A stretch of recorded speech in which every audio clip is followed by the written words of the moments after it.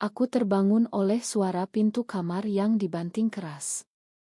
Matahari pagi Jakarta menyusup melalui tirai tipis, tapi hati aku sudah gelap.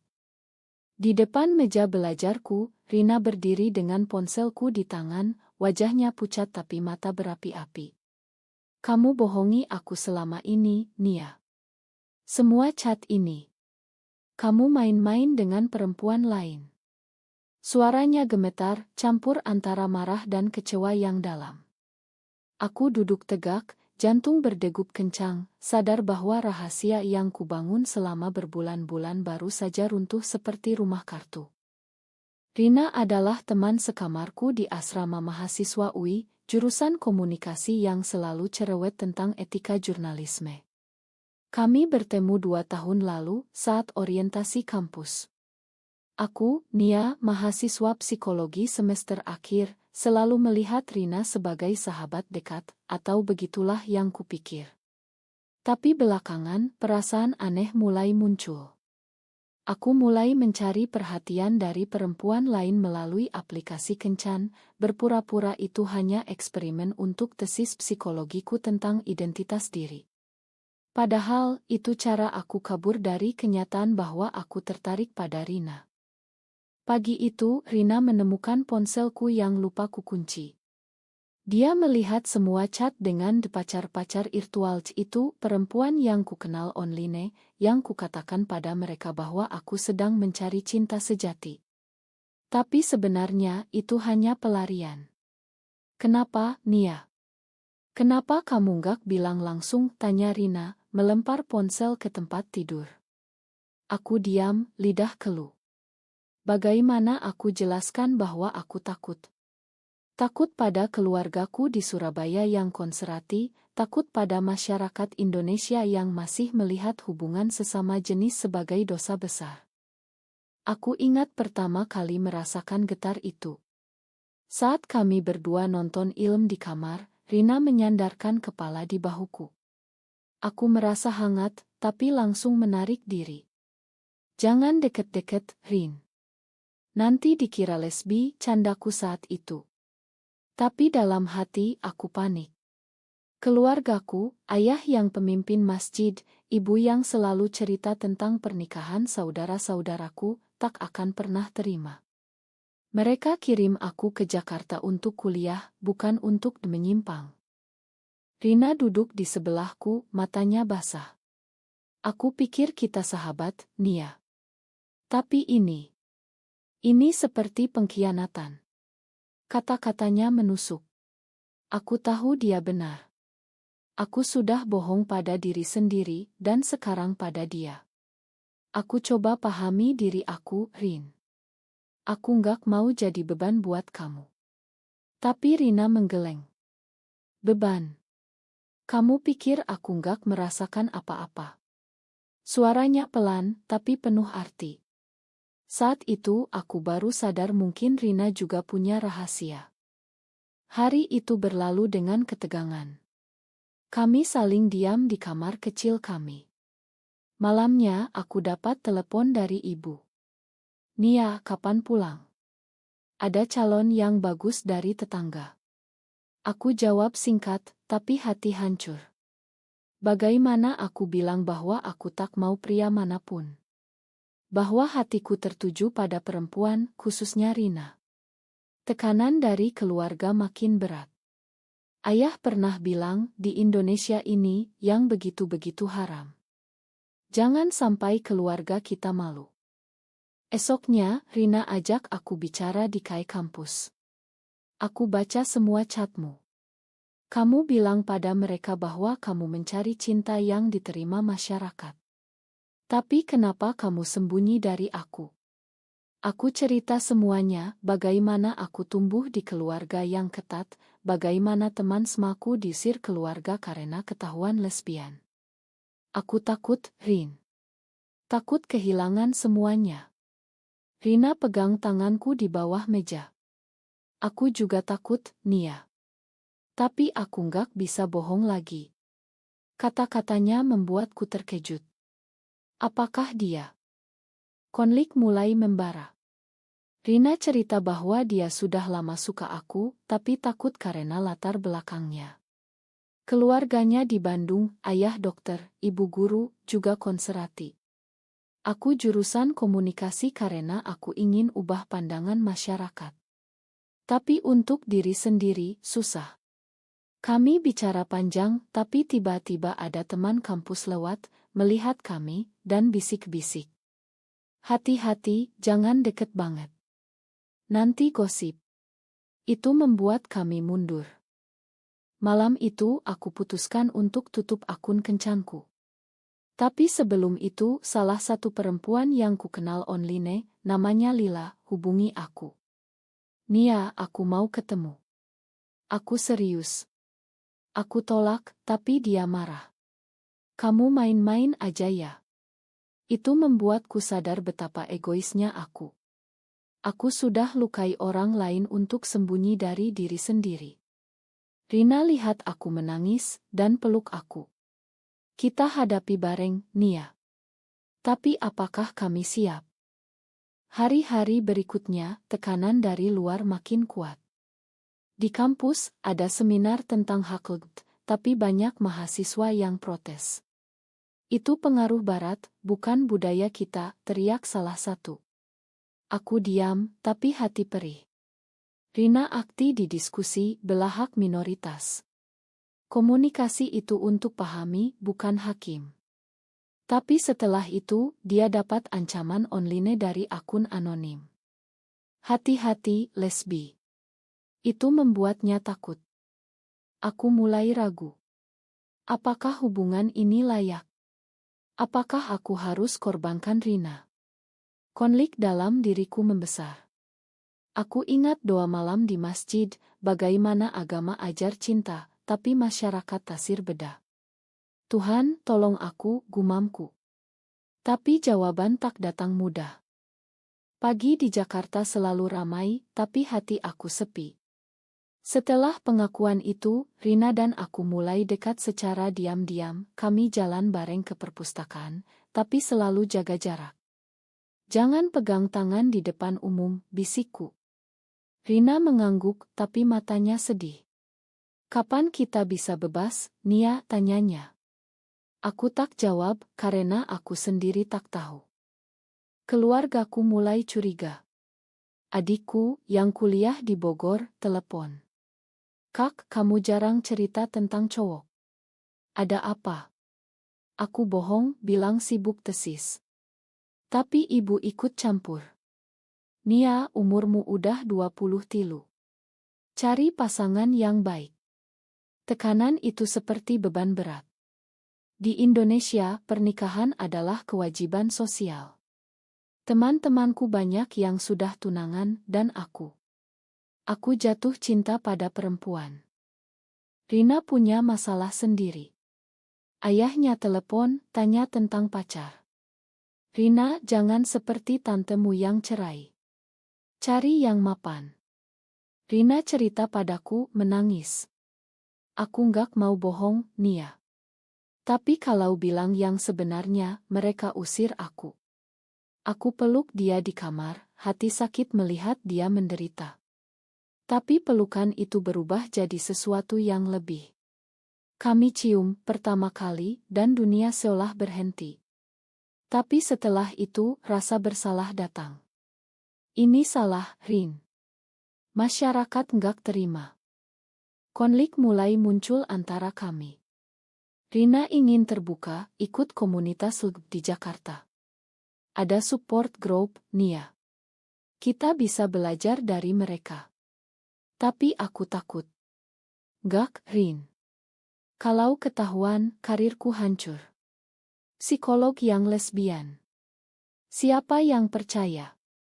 Kami bertengkar pertama kali. Rina bilang aku pengecut, aku bilang dia naik. Malam itu aku tidur sendirian di sofa. Esoknya, Lila muncul lagi. Dia datang ke kampus, cari aku. Nia, kamu harus jelasin, teriaknya di depan gerbang. Beberapa mahasiswa lihat, termasuk Rina. Aku panik, tarik Lila ke samping. Ma, Lila. Itu cuma main-main. Tapi dia marah. Kamu lukai aku. Rina lihat dari jauh, wajahnya kecewa. Setelah Lila pergi, Rina dekati aku. Siapa dia? Salah satu dari catmu. Aku angguk, malu. Aku sudah tutup semuanya, Rin. Tapi kepercayaan retak. Di rumah, aku dapat paket dari keluarga, baju pengantin untuk dicoba. Ibu kirim catatan, ini untuk masa depanmu. Aku menangis, robek kertas itu. Rina lihat, dan kami bicara lagi. Kita harus pilih, Nia. Lanjut atau berhenti. Aku pilih lanjut, tapi dengan syarat, rahasia. Rina setuju, tapi hati-hatinya terluka. Beberapa minggu kemudian, ada acara keluarga Rina di Bandung. Dia ajak aku sebagai sahabat. Di sana keluarganya ramah, tapi ayahnya tanya, kalian berdua deket banget ya? Jangan-jangan. Candanya membuat kami tegang. Ibu Rina cerita tentang tetangga yang anaknya sakit karena suka sesama. Kasihan, harus diobati. Kata-kata itu seperti pisau. Malam itu, di kamar tamu, Rina menangis. Aku nggak tahan, Nia. Pulang ke Jakarta, tekanan makin besar. Di kampus, ada gosip tentang kami. Nia dan Rina kayaknya lebih dari sahabat. Aku dengar dari teman. Aku marah, konfrontasi Rina. Kamu cerita ke siapa? Dia bilang gak. Ternyata Lila yang sebarkan rumor online. Dia posting di Twitter, bilang kamu player lesbian. Aku shock. Reputasiku hancur. Aku putuskan hubungi Lila, minta maaf. Kami ketemu di KAI. Ma, Lila. Aku salah. Dia cerita bahwa dia juga lesbian, tapi terluka karena aku. Jangan lukai orang lain lagi.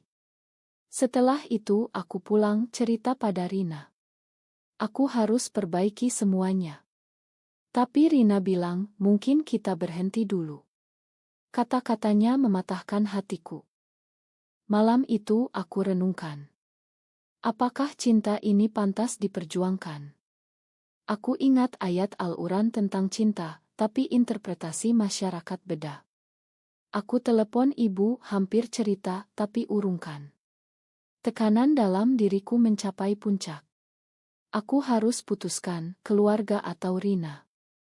Hujan deras mengguyur Jakarta, mencerminkan hati aku yang kacau.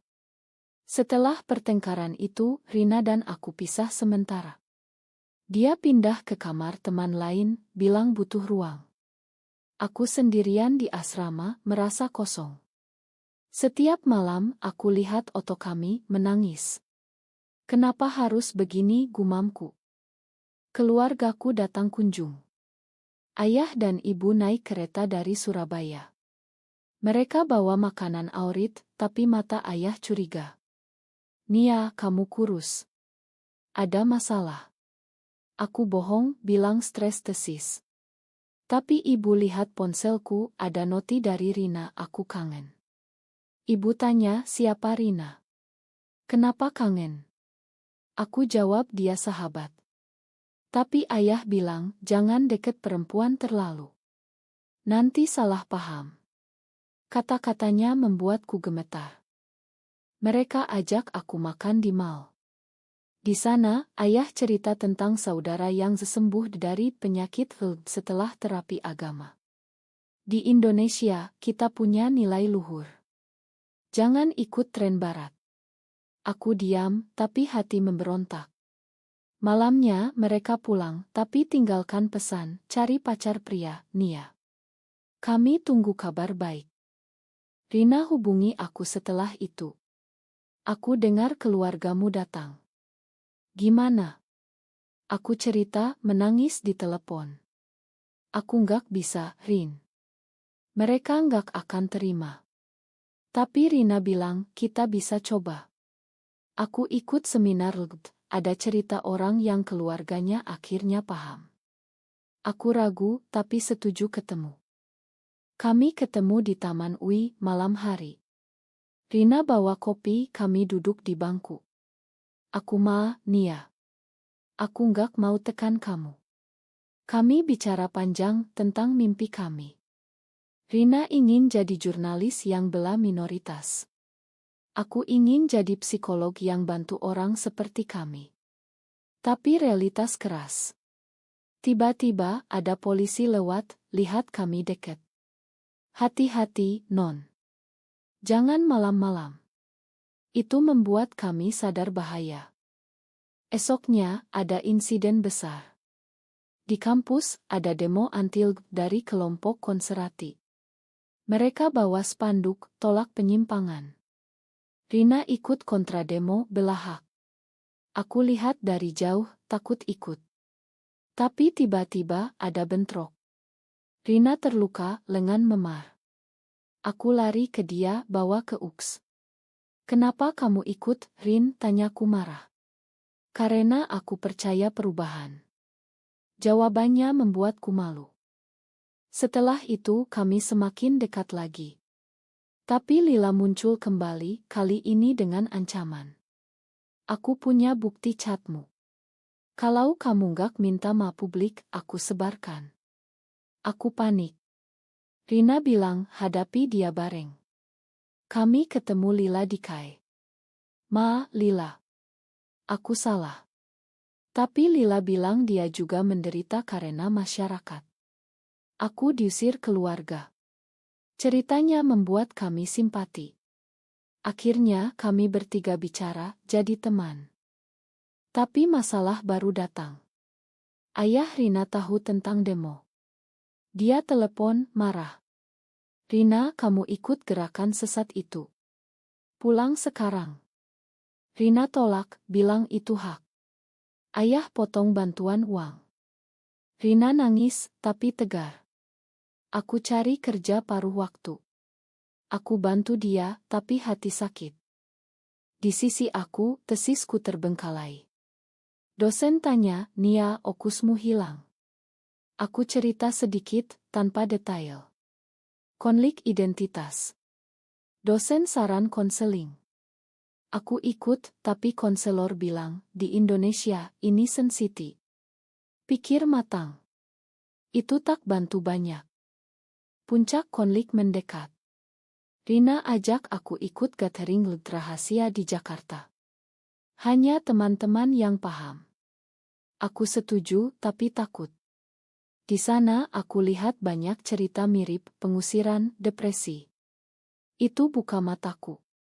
Tapi pulangnya, ada yang ikuti kami. Hati-hati, bisik Rina. Ketakutan makin besar. Malam di Jakarta penuh bintang, tapi hati aku gelap. Setelah gathering itu, aku dan Rina semakin yakin. Kami putuskan untuk terbuka pelan-pelan. Mulai dari teman dekat. Aku cerita pada sahabatku, Maya. Aku lesbian dan suka Rina. Maya shock, tapi dukung. Aku ada buat kalian. Itu beri harapan. Tapi keluarga Rina makin tekan. Ayahnya datang ke Jakarta, paksa pulang. Kamu terpengaruh lingkungan buruk, teriaknya di asrama. Rina lawan, ini aku, Pak. Aku suka perempuan. Ayah marah, tampar dia. Aku lihat, hati hancur. Ayah pergi, bilang, jangan pulang lagi. Rina menangis seharian. Aku peluk dia, janji tak tinggalkan. Di kampus, rumor makin menyebar. Dosen panggil aku. Nia, ada keluhan tentangmu. Ternyata ada petisi dari mahasiswa konservatif untuk usir aku. Ini kampus negeri, bukan tempat penyimpangan. Aku bela diri, ini pribadi saya. Tapi dekan bilang, hati-hati, bisa pengaruh nilai. Tekanan itu membuatku depresi. Rina cari kerja, jadi relance writer. Dia tulis artikel tentang diskriminasi LGBT di Indonesia. Ini cara aku lawan. Artikelnya viral, tapi dapat hate comment. Lesbi neraka. Itu lukai dia. Aku saran berhenti, tapi Rina bilang, "Enggak, Nia. Ini perjuangan." Sikapnya buat aku kagum, tapi khawatir. Aku putuskan cerita pada keluargaku. Telepon ibu, "Bu, aku suka perempuan." Diam panjang, lalu tangis. "Nia, kamu sakit. Pulang, kita obati." Ayah ambil telepon, "Kamu bikin malu keluarga. Jangan hubungi lagi." Itu mematahkan aku. Aku menangis, Rina hibur. Kita punya satu sama lain. Tapi pengkhianatan datang. Maya yang kupikir dukung cerita pada teman lain. Gosip menyebar ke keluarga. Adikku telepon, "Kak, ayah sakit karena kamu." Aku shock. Apakah aku salah? Aku ragu, bilang pada Rina, "Mungkin kita berhenti." Rina marah, "Kamu pilih keluarga atau aku?" Kami bertengkar hebat. Rina pergi, tinggal aku sendirian. Esoknya aku cari Rina. Dia di KAI, menulis. "Ma, Rin. Aku takut kehilanganmu. Kami baikan, tapi luka dalam. Kami putuskan pindah apartemen kecil, jauh dari kampus. Mulai baru. Tapi uang ketat. Aku kerja paruh waktu sebagai tutor. Konflik masyarakat mencapai puncak. Ada berita tentang Royal di Jakarta. Penyimpangan ditindak. Kami takut." Malam itu ada ketukan pintu. Ternyata teman dari Gathering. "Hati-hati, ada ancaman." Kami sembunyi, tapi ketakutan makin besar. Aku renungkan pilihan. Apakah cinta ini layak? Aku ingat kata konselor, "Pilih yang buat bahagia." Tapi bahagia mana? Dengan Rina atau sesuai norma? Rina bilang, "Kita lawan bareng." Itu beri kekuatan. Hidup di apartemen kecil itu seperti mimpi buruk dan indah sekaligus. Kami bangun pagi, masak bareng, tapi selalu was-was. Rina terus tulis, aku selesaikan tesis. Identitas diri di tengah tekanan sosial. Itu tentang kami. Dosen puji, ini dalam. Tapi saat wisuda, keluargaku tak datang. Hanya Rina yang tepuk tangan. Beberapa bulan kemudian, artikel Rina dapat penghargaan. Jurnalis muda terbaik. Tapi ayahnya hubungi, "Pulang, Rin. Kami makan kalau kamu berubah." Rina tolak, "Ini aku, Pak." Itu buat dia kuat. Aku juga coba hubungi keluarga. Ibu jawab, "Kami doakan kamu sembuh." Sakit, tapi aku terima. Konflik terakhir datang dari luar. Ada ancaman dari kelompok radikal. "Kami tahu kalian." Kami lapor polisi, tapi mereka bilang, "Itu urusan pribadi." Kami putuskan pindah ke Bali, cari kedamaian. Di sana komunitas lebih terbuka. Kami kerja, Rina jadi editor, aku buka praktik psikologi kecil. Tapi masa lalu haunting. Lila hubungi lagi, minta maaf. "Aku senang kalian bahagia." Itu tutup bab lama. Kami nikah secara simbolis di pantai, dengan teman-teman Lut. "Ini untuk kita," bisik Rina. Tahun berlalu, kami lihat perubahan pelan di Indonesia. Ada undang-undang anti-diskriminasi, meski masih kontroversi.